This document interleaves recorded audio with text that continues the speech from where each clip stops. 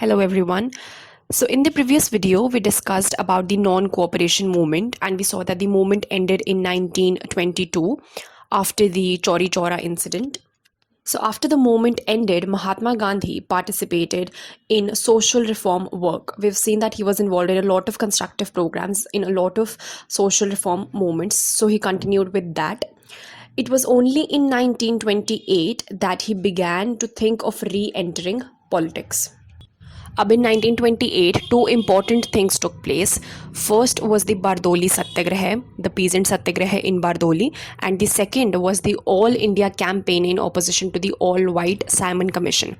Ab these two events, Mahatma Gandhi did not directly participate but was indirectly associated with. Ab now let us briefly see what was the Simon Commission about. So in 1919, the Government of India Act was enacted. This act was also known as the Montague-Chelmsford Reforms. So इस act में a lot of things were introduced in India. However, जो हमें एक चीज़ discuss करनी है that is the diarchy system. So the Montague-Chelmsford reforms introduced the diarchy system in the Indian system or government setup. Right, now what is this diarchy system? So diarchy system means double government.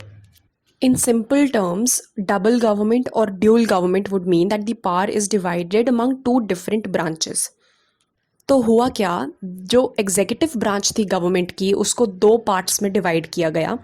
One part comprised of executive councillors which were directly appointed by the crown and the other part comprised of ministers which were chosen by the governor from the provincial legislatures.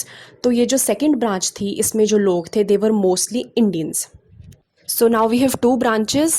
In one there were only European officials and in the other one we had some Indian ministers as well. So now there were certain subjects which were reserved for this first branch, right? They could make laws on subjects like law and order, police, land revenue etcetera. इन सब को लिखा गया in the reserved list, right? तो इन subjects पे जो laws बना सकते थे वो सिर्फ ये फर्स्ट ब्रांच बना सकती थी. And with respect to the second branch, certain matters which were of local importance, for example agriculture, forests, public health, etc. So the second branch could legislate on these subject matters. Right, so this was the diarchy system. अब इस system की effectiveness को check करने के लिए a commission was sent to India under Sir Simons, and therefore the name of this commission was the Simon Commission. And one peculiar thing about this commission was that it comprised of members which were European. तो इसमें कोई भी Indian member नहीं था. Because of which Indians started protesting against this commission. Why? Because उनको किसी भी तरह की कोई representation नहीं मिली इस commission में, as a result of which उनके interests को protect करने के लिए कोई भी नहीं था. So in 1928 an all India campaign was launched in opposition to this all-white Simon Commission. Then in 1929 the annual session of the Indian National Congress took place at Lahore. Now this particular session was important for two reasons. First is that Jawaharlal Nehru was elected as the president of this session, which signified the passing of baton of leadership to the younger generation. That is, young people, they were coming at the forefronts of the struggle and they were acquiring the positions of leaders. Second of all, there was proclamation of commitment to Purna Swaraj, that is complete independence. So it was declared that 26 January 1930 would be observed as the Independence Day. The national flag was hoisted and patriotic songs were sung. Also one more thing, that in order to honor this particular day, that is 26 January, we celebrate Republic Day on this day. See, why is Republic Day celebrated? Because India became a republic. Republic means that the head of the country is an elected representative and not a hereditary monarch, right? So India has an elected head, which is the President of India, and this is by virtue of the constitution which India has adopted. So the Indian constitution was enforced on 26 January 1930. तो constitution तो बन के पहले ही तैयार थी in 1949, right? In November 1949 the constitution of India was ready, but in order to honor this particular date, that is 26 January, the constitution was enforced on 26 January 1950. So this is one thing that you should remember. Now let's come on to the topic of salt satyagraha. Now there was state monopoly on the manufacture and sale of salt, right? That the Britishers, they had sole control over the manufacture and the sale of salt in India, which meant that only the Britishers, they are going to manufacture and sell salt, right? Indians were not supposed to do so. And when the Indians were to purchase that salt from the Britishers, that was to be on a very high price because the Britishers imposed taxes. So the state monopoly is a fourfold curse according to Mahatma Gandhi. How? First, it deprives the people of a valuable easy village industry. Why? Because अगर Britishers की sole monopoly ना होती तो the Indians would have been manufacturing and selling salt and earning profits, right? They would have contributed towards the Indian economy, but this was not possible because of British monopoly. Second of all, it involved the destruction of property that nature produced in abundance. And third, that it meant more national expenditure. Destruction of property कैसे? Because जो भी salt the Britishers were not able to sell profitably, they used to destroy that. As a result of which burden तो India के natural resources पे ही पड़ रहा है, right? There is depletion of the natural resources of India. Further, अगर कभी Indians खुद salt manufacture कर भी लेते थे, so there were salt officers which were deployed who used to seize that salt and used to destroy it, right? And lastly, there was tax which was levied on this sale of salt. And for this salt monopoly to turn more oppressive, an unheard of tax of more than 1000% was extracted from the starving people. So there are different records which provide for the data that tax लगा के the price of salt used to turn 14 times or 15 times more than its actual price. So Mahatma Gandhi decided to break this salt law. अब why only this salt law?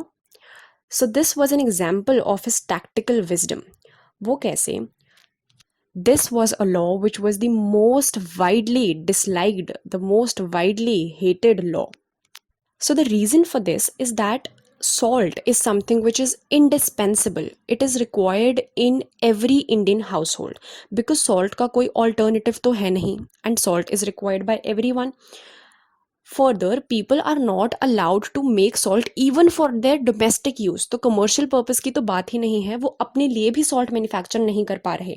Further, when they have to buy the salt, वो उनको मिल रहा है at very high prices.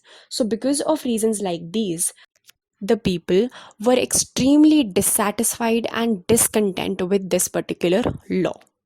So because Mahatma Gandhi decided to fight against this particular law, he could mobilize a large number of people. So along with 79 followers, Gandhiji started his famous march from the Sabarmati ashram on 12th March 1930 for the small village Dandi to break the salt law. Then on reaching the shore, on 6th April 1930, he broke the salt law by picking up salt from the seashore. So that is how he inaugurated the civil disobedience movement. So this was a movement that was to remain unsurpassed in the history of Indian national movement for the countrywide mass participation it unleashed.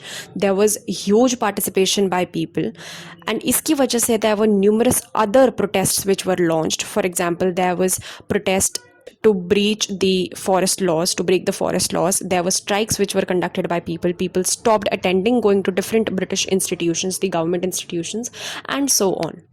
So this salt march was notable for three reasons. First, that worldwide attention was drawn towards Mahatma Gandhi.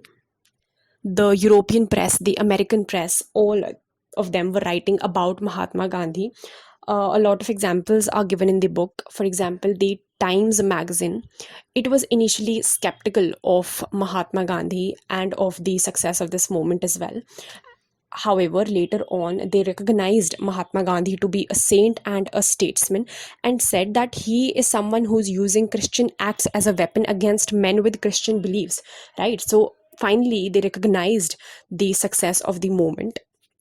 And how, because of the movement, the Britishers, the British government got a huge setback. Secondly, there was participation by women in large numbers. So Kamala Devi Chattopadhyay was the one who convinced or persuaded Mahatma Gandhi to enable women to participate in the protest. And third, finally, the Britishers came to this realization that their Raj is not going to last for long. Ab now let us see that what was the response of the Britishers to this movement. So the dissenters, the protesters, they were arrested. It is stated that almost 60,000 protesters were arrested, including Gandhiji. However, nothing could really stop the vigor of the movement. Then, the British government convened a series of roundtable conferences in London. So, the first roundtable conference took place on 12th November 1930 to discuss about the Simon Commission. However, because the Indian National Congress was not participating in this particular conference, it had to be adjourned. Then, when Mahatma Gandhi was released from jail in January 1931, he held meetings with the Viceroy, who was Lord Irwin. So, the result of these meetings was the Gandhi Irwin Pact. So, according to this pact, what happened was that Mahatma Gandhi said that we will call off the civil disobedience movement, but in return, you release all the prisoners and you allow us to manufacture salt. So, this particular pact was criticized by the radical nationalists because they said that Gandhiji was unable to get any sort of commitment of the political independence of India from the Britishers. Then the second roundtable conference took place in the latter part of 1931. Here, Gandhiji was the representative of the Indian National Congress. However, this particular move was criticized from three ends. First, it was criticized by the Muslim League because they said that our interests are not being represented, right? Then the princes, they criticized this particular move. Thirdly, Dr. B.R. Ambedkar criticized this particular move because he said that Gandhiji was not really representative of the lower castes. So consequently, this particular conference was also inconclusive. As a result of which, Mahatma Gandhi had to return to India and the civil disobedience movement resumed. So because all of these movements, the Britishers, they came to this realization that if they have to continue with the rule in India, they have to delegate some sort of powers to Indians as well. As a result of which, the Government of India Act of 1935 was passed. This particular act promised some form of representative government. That is, it gave Indians also a chance to be represented in the government. So elections were held and the Congress emerged as a victor. So now 8 out of the 11 provinces had a Congress Prime Minister who was working under the supervision of a British governor. So now in 1939, the Second World War started. Ab Mahatma Gandhi and Jawaharlal Nehru said that Congress will support the Britishers. That is, India would provide people to the Britishers to fight in the war only on the condition that the Britishers would give India independence. However, this particular offer was refused, and in protest, the Congress ministries, they resigned in October 1939. Then in 1940, Muslim League passed a resolution demanding separate territory and autonomous territory for the Muslims. So now the political landscape of India had completely changed. So now the struggle was between three different forces: the Congress, the Muslim League, and the Britishers.